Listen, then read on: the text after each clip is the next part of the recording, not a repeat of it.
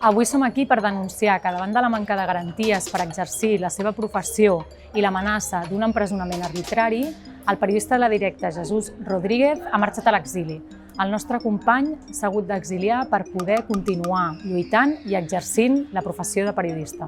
El grup de suport en Jesús Rodríguez el cream perquè no podem restar impassibles davant d'un nou cas de politització i persecució judicial contra la dissidència, perquè pensam que titllar de terrorisme a les mobilitzacions del 2019 és un atac contra el dret a la protesta i perquè també és un atac contra tots els espais col·lectius d'on participa el nostre company i per això des del grup de suport exigim l'arxivament tant de la seva causa com de totes les causes que criminalitzen el dret a la protesta.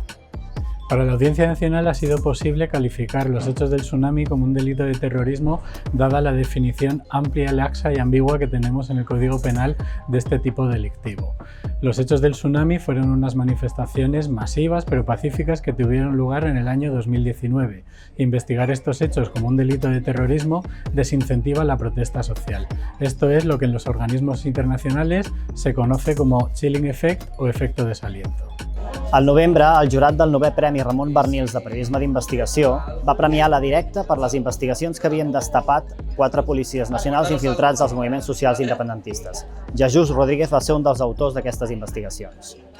La seva imputació per terrorisme és un atac al dret a la informació que fa pudor de venjança. Conec el Jesús com a veí i només puc dir que Jesús com a veí és una persona que cuida els altres, sobretot les persones més vulnerables, i que és una bona persona. El Jesús Rodríguez i La Directa fa 18 anys que ens dediquem a investigar les pràctiques abusives dels cossos policials i l'espionatge d'estat contra moviments socials.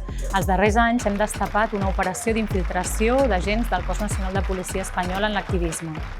Per això, el Jesús i La Directa creiem que la millor resposta a una causa injusta i perversa és continuar fent el periodisme d'investigació i fer-lo amb el vostre suport.